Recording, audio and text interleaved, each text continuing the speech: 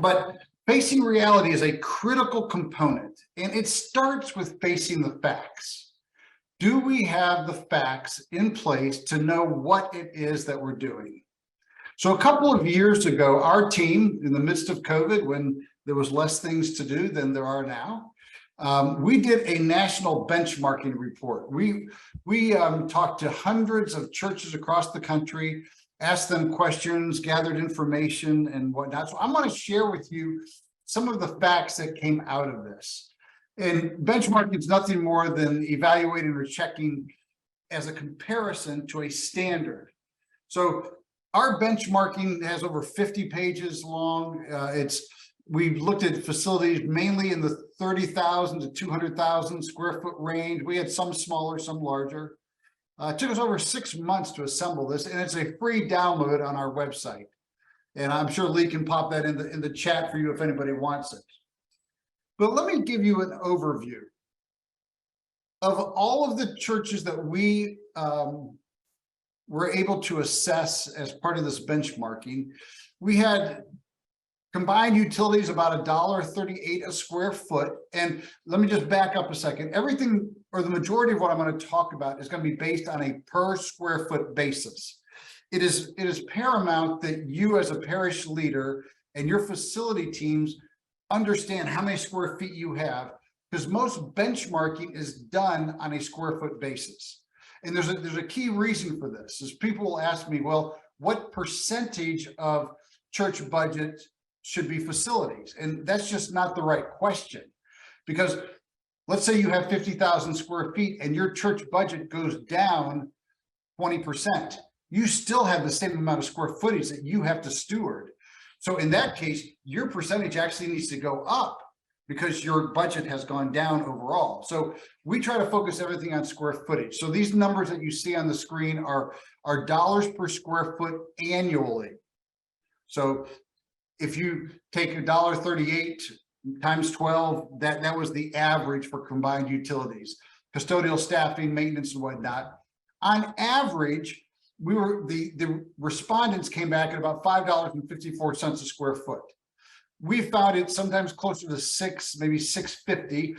So it would indicate to us that the initial respondents were coming in a little bit lower than we found. Now, Michael, I think your experience may be closer to that $5.50 a square foot range. Is that right? That's right. We're running, we have about 190,000 square feet, and we're running about $5.52, just right below that. So, and we feel like our budget is fairly healthy. We wish we had a little bit more for an older building use, 80 plus years old with a lot of stone and architecture. And so a little bit more would be helpful, but we feel like we're holding pretty good around that 552 is actually about where we are. Yeah, so one of the reasons why Lee and I wanted to have Michael involved here, number one, he's really smart. But beyond that, the church that Michael's involved with at Myers Park Presbyterian, as Michael said, it's over 80 years old. It's got a lot of limestone or granite. It's got stained glass. It's got large wood ceilings. It has a pipe organ. And so while he is a kissing cousin as a Presbyterian to the Episcopals, his building is very similar to what I'm sure many of your parishes look like in the elements and the components. And so we wanted Michael to be involved because he understands the complexity of that with that type of building. So when we have done our best practices, and this is from our own research as well as IFMA, and if you're not familiar with IFMA, it stands for International Facility Managers Association. It is the largest trade organization for facility management in the world. They're not church-centric, obviously, but they are a tremendous source of resources. So utilities, $1 to $1.50 a square foot is kind of the range that we believe is the most efficient for churches. General maintenance, which includes painting, light bulbs, HVAC maintenance, break fix kind of things, anything that gets broken needs fixed. caulking your windows and those type of things. Then janitorial is obviously the cleaning of your building. In that is paper products for your public restrooms. It also will include major glass cleaning, as well as floor waxing, carpet extraction, carpet cleaning kind of things, and so on. So those are the numbers that we find that work most prevalently in churches that are doing extremely well. So let's just use the utilities for a second. Take your square footage, and I hope you know your square footage. If not, ask your facility manager. Take your utility bills, divide it by your square footage, and it should give you this range. If you're over $1.50, I can assure you, you're in trouble. You're spending too much money on utilities. And it's usually driven by one of two things: either outdated equipment and or poor behavior. And poor behavior generally refers to things like, oh, we just let our air conditioning run day and night. That's poor behavior. Now, for many of you who have older facilities, you probably have a third component, that you have facilities that are no longer energy efficient. You've got single pane glass, you've got air leakage, you've got high volume spaces that make it harder to cool and heat, and so on. So there's always nuances to it, but that's the range that we generally find to be an acceptable range. So operations.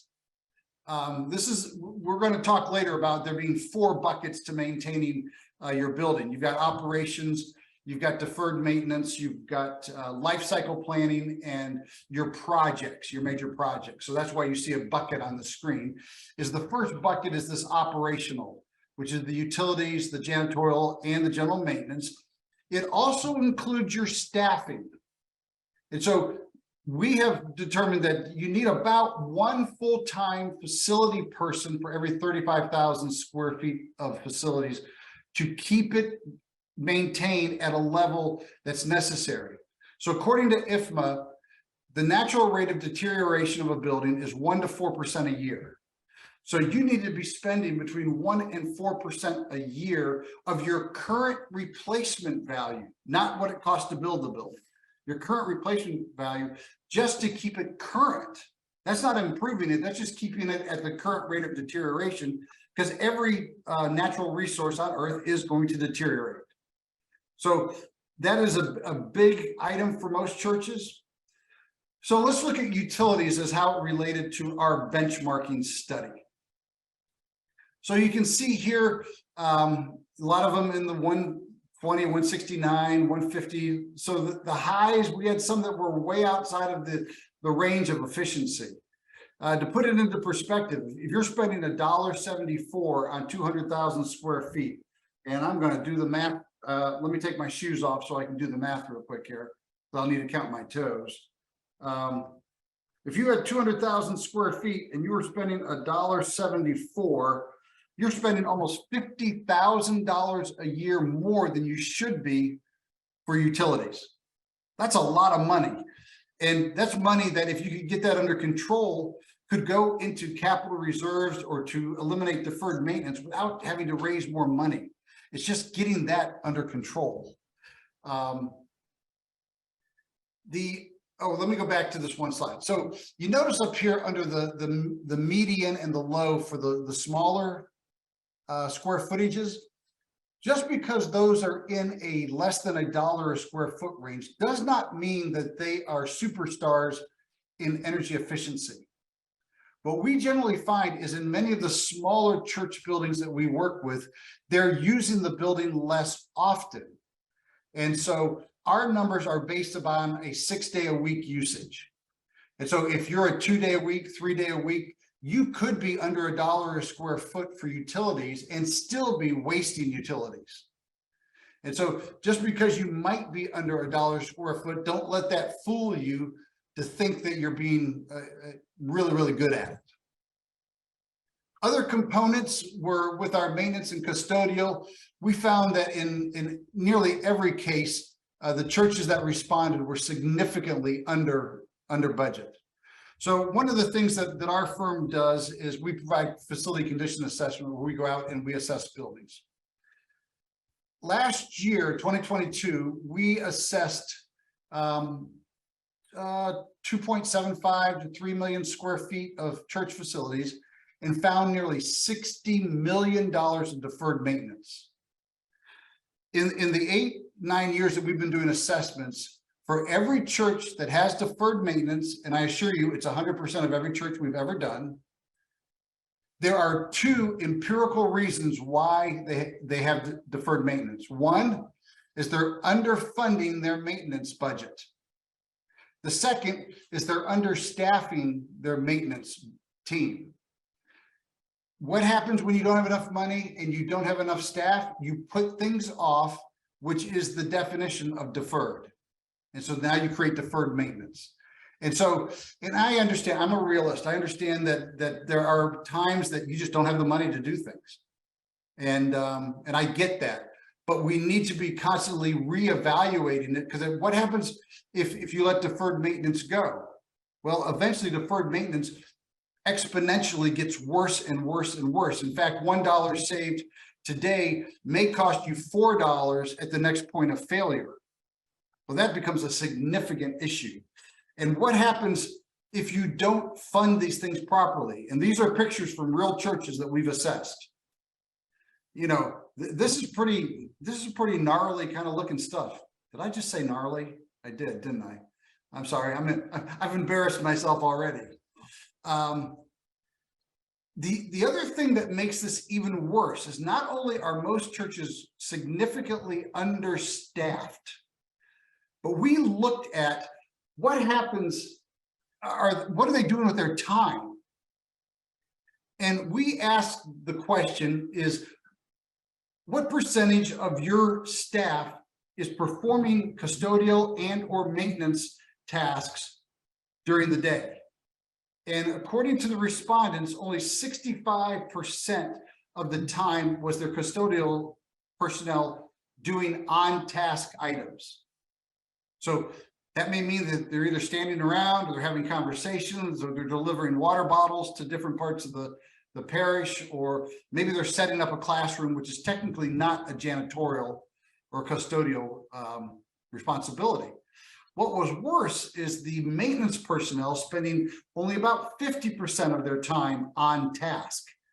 So we have the potential of increasing our efficiency by anywhere from 13 to 20 hours a week in what appears to be lost time by keeping our staff on task, which means they need to know what the tasks are, and then allowing them to stay focused on that. I shared recently with another group that I was in San Diego working with a church doing an assessment. And in the middle of it, 2 of their facility guys, and they were already understaffed, had a hand cart full of bottled water that they were taking around to the offices. And while that sounds productive, these are guys that are skilled carpenters and electricians and facility maintenance guys that had been relegated to take water. Talk about carrying your water for you. They literally were carrying the water for the rest of the staff, which means they weren't on the roof.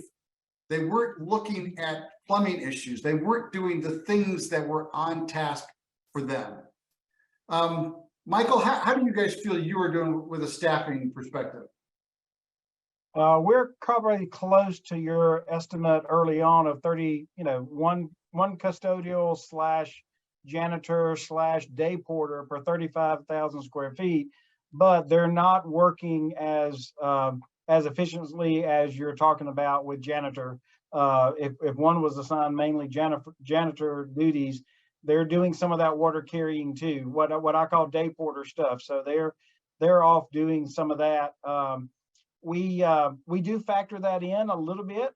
So we know that there's some things that aren't being cleaned as well, or areas that don't get hit every day. So we allow for a little bit of that time, but it is definitely something to look at for split duties. Yeah, absolutely. Absolutely. So a couple interesting things that came out of the benchmarking regarding housekeeping and janitorial is we asked the question, do you use dilution control?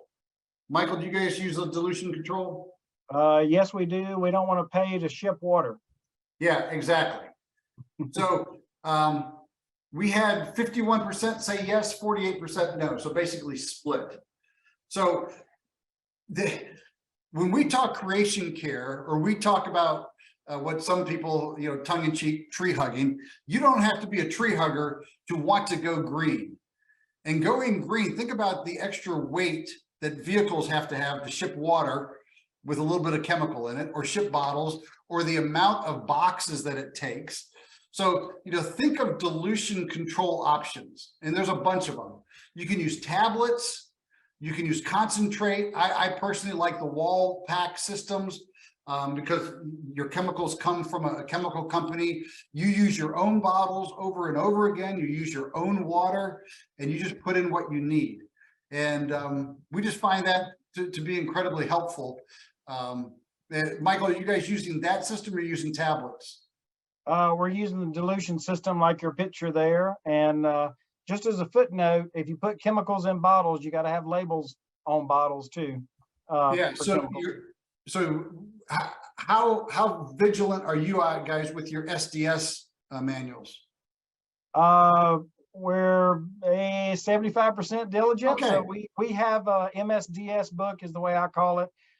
We have a book available with our chemical cut sheets in it. Is it super up to date? Maybe not, but we try. Most of it's the recent chemicals that we standardized a couple of years back. Yeah, well, the fact that you've even taken the steps is better than generally what we find. But to Michael's point, if you're using your own bottles, make sure that they're properly labeled. Because one of the things that we as a church, and I'm using capital C church here, fail to realize that we're still subject to OSHA and to MSDS, or what's referred to as SDS books now. We have to keep these things current. I mean, if an OSHA inspector came on, if he looks at your ladders, is he going to see the weight limits on the ladder? If he doesn't, you're subject to a fine. Same thing with chemicals. If they're not properly labeled, you have the potential of being fined. But even worse than the fine is what happens if someone uses the wrong chemical on the wrong application, or somehow or another accidentally spills something on themselves, or ingest something and they don't know what it is. I mean, now all of a sudden we have all sorts of other liabilities. So we asked the churches, how important is it to go green? And less than 50% thought that it was important to go green. That was really frustrating for me, because going green is as simple as turning off the faucet when you're brushing your teeth, or whatever else it is. There are so many things. It doesn't have to mean solar panels. It doesn't have to mean water collection. Those are fine, but they can be an extreme. There's plenty of other things that we can be doing. So related again to cleaning again, we looked at staff cleaning, and we asked, is it insourced, outsourced? Is it volunteered? And majority of people said insourced, about 50% said outsourced. Now, if you look, my insourced and outsourced add up to 115%, because some of them responded as being both. They insourced general cleaning, but then for their school or their daycare, they outsourced it because it needed to happen more often, and it needed to meet certain regulations that their state required. So we found that to be interesting. Maintenance staffing, very, very heavy on the insource. And that totally makes sense, with the exception of some of your major technical items. Sometimes HVAC, electrical, plumbing, you really shouldn't have in-house staff doing significant items. I mean, changing a filter is one thing, but changing out a motor that has electrical current that's going to it, you really need to have a licensed electrician or HVAC contractor or someone else to do that. So speaking about HVAC, let's look for a minute at some of the questions we asked about HVAC. The first one was we asked, how often do you change your filters? And I was really encouraged to see that 70% change their filters monthly or quarterly. If you add semi-annually in there, we're up to 95%, which was really encouraging to see that many people being at least that proactive. I realized that with some of your 6-inch and 5-inch filters that they say you can go semi-annually, yeah, you still probably need to check it more often than that. Matter of fact, one of the men on our staff used to be the operations pastor of a church in Texas. And he told me that he's purposely checked them monthly and would go in and replace his filters. He'd buy the cheap ones from Lowe's or Home Depot. And I said, that seems like overkill. Why not do it quarterly? He goes, I wanted to have a reason to go to every unit, change the filter, but then also see if there was anything else going wrong with it. Did I hear funny noises? Did the belts look like they were slipping? Was there vibration? Was there excess dirt? And most of the time they were on the roof, which means he got to look at the roof at the same time. So he was killing multiple birds with one stone by forcing himself to change his filters on a monthly basis. So just something to do. How often do you guys change yours, Michael? We change them quarterly. The other thing I thought of, Tim, is when we went into COVID, a lot of churches changed their filters to a higher level, more like a MERV 13 type of thing, and that means the weave is a little tighter, so you might have more accumulation to block the air than you normally would. So you may have to change them more often if you went to a tighter filter. Yeah, excellent.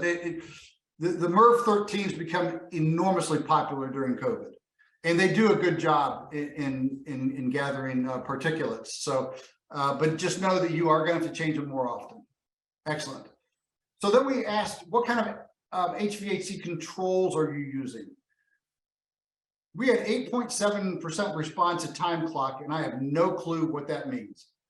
Actually, I do, but it just seems like something that maybe falls into the line of Fred Flintstone, but that's just me. You had non-programmable thermostats. The majority were using some form of a building automation system. I know, Michael, you've got a building automation system with JACEs and Tritium and all the good stuff that goes with it, right? Yes. Mm-hmm. Yeah. You know, programmable Wi-Fi and then programmable non-Wi-Fi thermostats. So it was interesting to see that you know, the preponderance were using something that could be regulated, whether through a programmable thermostat or a building automation system. Then we asked the question, how many hours per week does it take you to manage the controls? And 50% said less than 1 hour. The other 50% is more than 1 hour. And in some cases, you know, 2 to 4 hours, 4 to 6 hours. So then we asked, or we looked at time spent. If you're spending 1 to 4 hours a week, and let's assume you're paying your people $20 an hour, and you assume 3 hours a week for 95% of the respondents.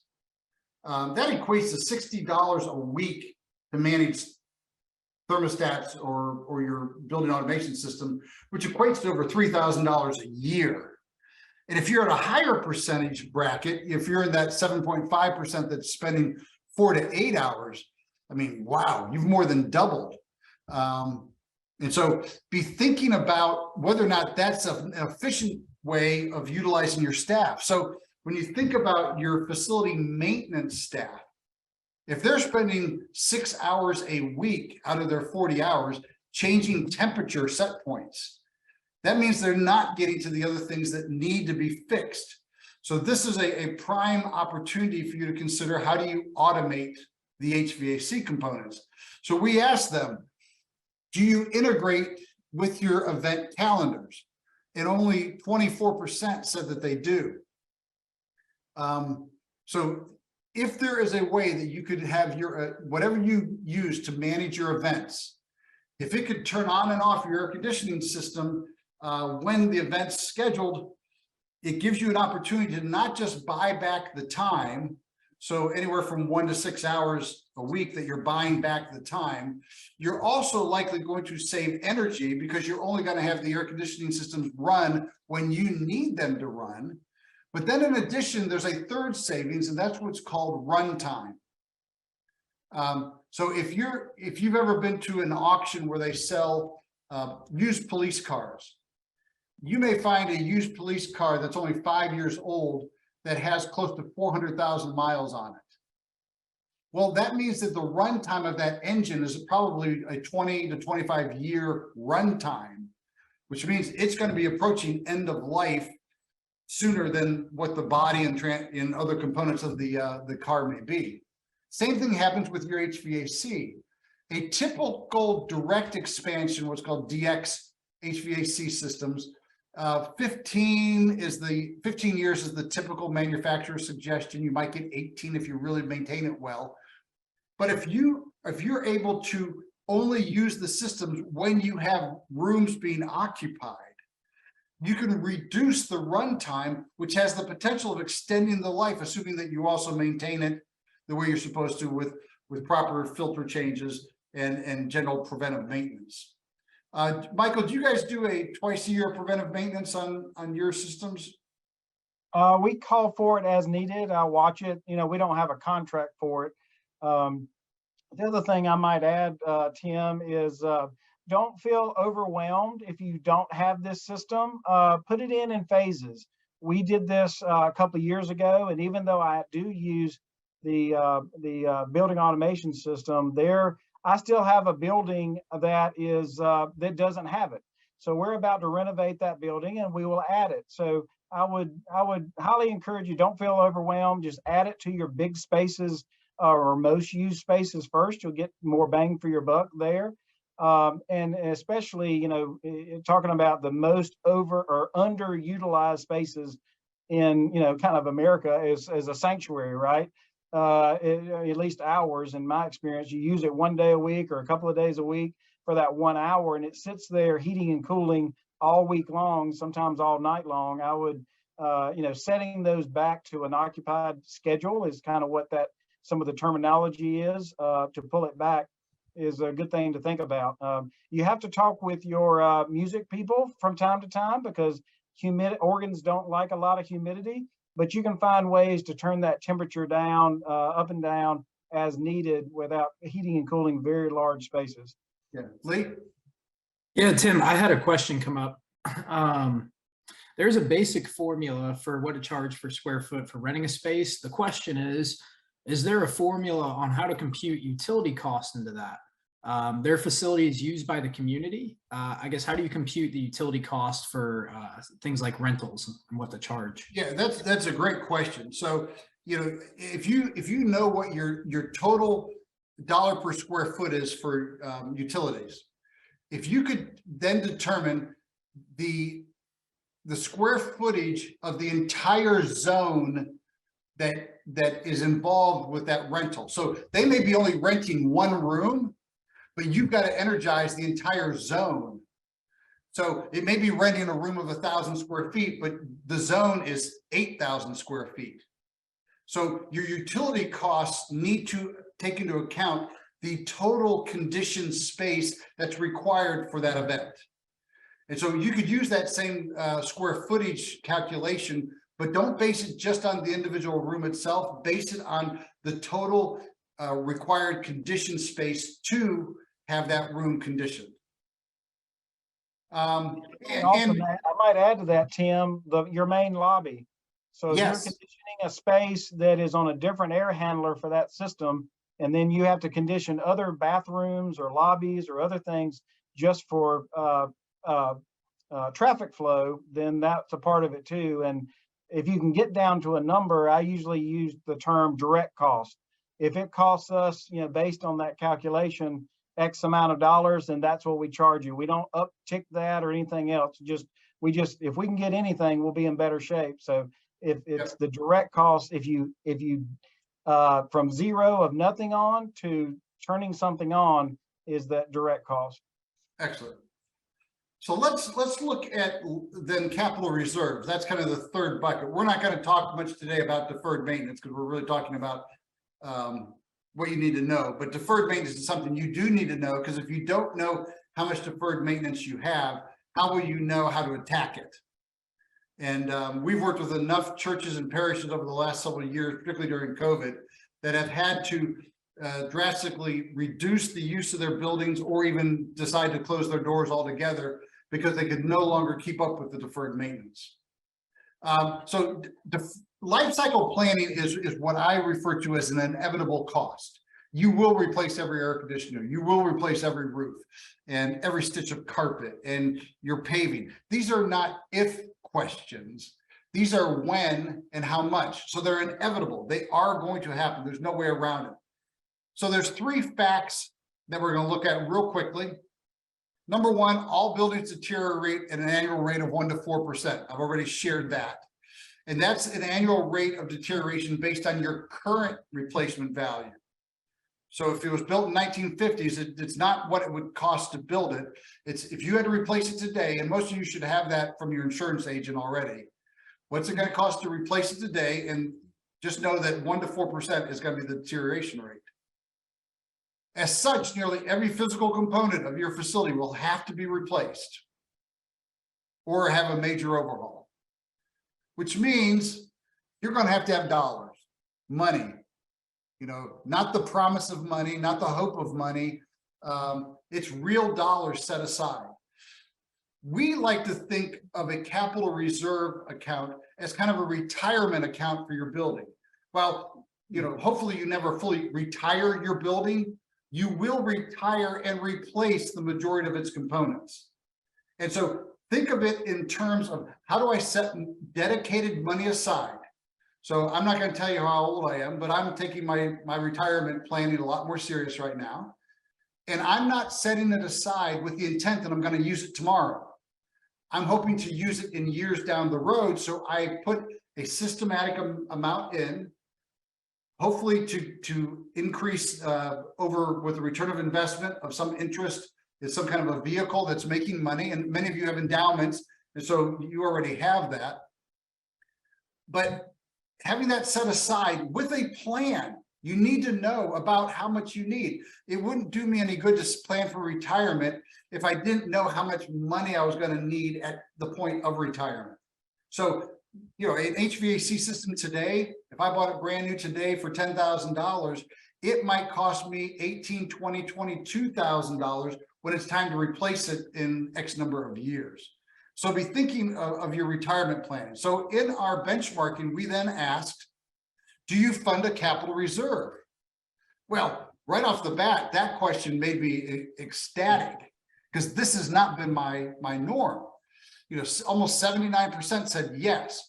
Well, the second question brought it all back to reality for me, which was, how do you fund a capital reserve? So 41% basically based on whatever the project projected needs are. 17% based on desired amount to be. Oh, we just hope it's going to be this amount, so we're going to put it in there. We put 35% when we can afford it. So if you can't afford it, do you have a conversation with your HVAC unit that year to let it know it can't go out? Sorry, Mr. HVAC, don't go out this year. Some had a percentage of gross receipts, some a percentage of net receipts. Some was a percentage of budget overage, and then other. When we re-looked at that and analyzed it, 60% did not have a defensible plan. A defensible plan is, we have these pieces of equipment. They have X amount of remaining useful life. It's going to cost this to replace it in today's dollars. We anticipate X amount of inflation over the next number of years during its remaining useful life. And so I'm going to need X amount of dollars. That's a defensible plan. So Peter Drucker, the master of management, if you can't measure it, you can't manage it. And so it doesn't do us any good just to wish and hope that we're going to have money available for capital reserves. Because remember, it's inevitable. It's going to happen.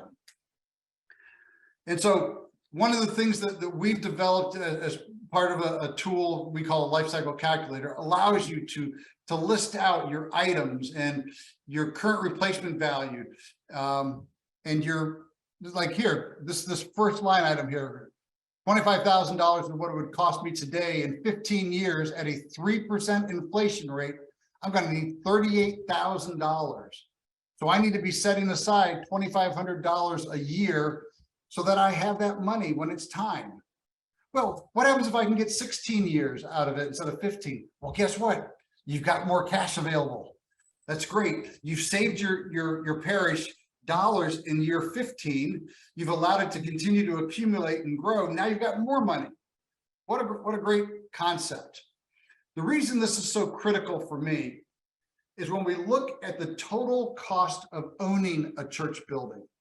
Now you notice I didn't say the cost of building a church building, because it's pretty easy to quantify what it costs to build a building. Although if you've tried to build anything in the last 3 years, it's just stupid numbers.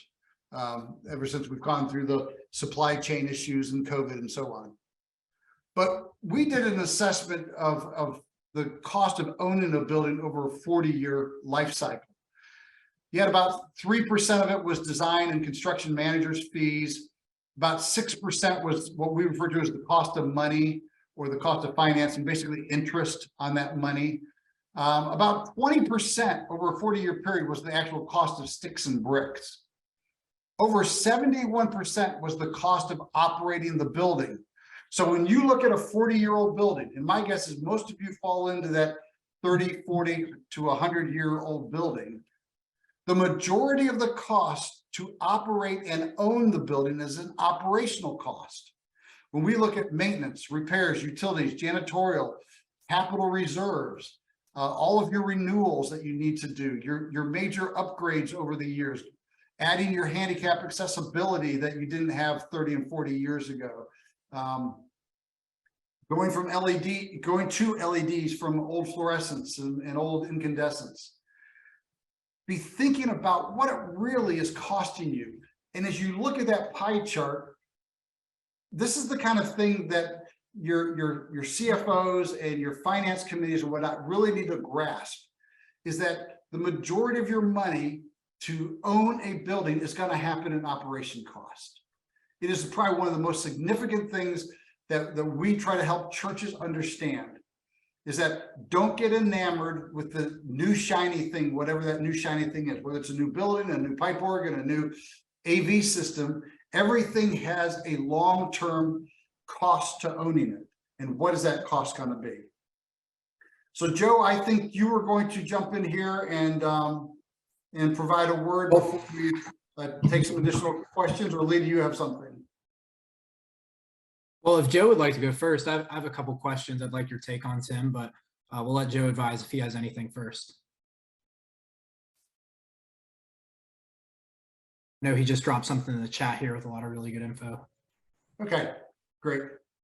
Well, hey, what I'll do, I'll go ahead and run off through some questions here. Yeah. And Joe, feel free to cut me off, but there's a lot of conversations Nope, going on right Lee. now, too. Go for it. Thank you, Joe.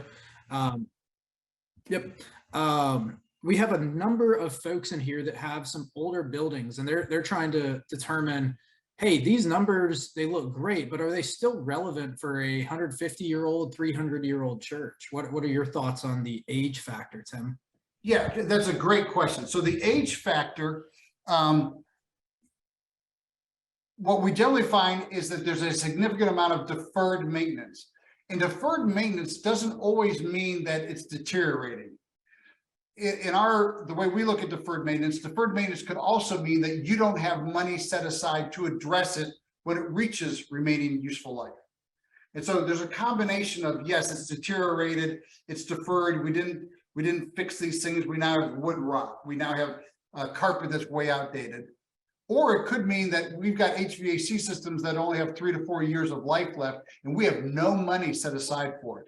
That's equivalent to deferred maintenance as well, because you're going to be surprised with it. So the first thing, particularly with an older building, is understand your deferred maintenance. For many of you that have a buildings that are 100, 150 years old, we did an assessment for Christ Church Cathedral in Indianapolis, which has a wonderful endowment from Eli Lilly, as many of you may know. But when we looked at theirs, they had tuck pointing issues with their limestone and their granite that needed to be redone. They had slate roofs, they had copper gutters. And so in a lot of those cases, you get a longer life cycle, but then your replacement cost is significantly more. I mean, to replace a slate roof today, could be 10, 20, 30 times more than the cost of replacing a shingled roof. And so what we have generally found is the life cycle of it all works out to about the same. So if I have my shingled roof and I'm setting aside money to replace it in 20 years, and I have my slate roof and it's going to be not replaced for 50 years, it may be the same amount of money I need to set aside year after year. I just have longer to do it with some of my component parts. Your HVAC costs or your utility costs could be higher if you have an older building that's not been brought up to any set of energy efficiency. If you haven't addressed windows, doors, efficiency lighting, you may not have proper insulation. And so in those cases, you may have to adjust your utility costs accordingly. The cost of cleaning should be the cost of cleaning. There should be a significant amount of change there. Could be a little bit of increase in general maintenance. Again, particularly if you've got tuck pointing and things that need to be done on a more regular basis, you may end up with a little higher general maintenance.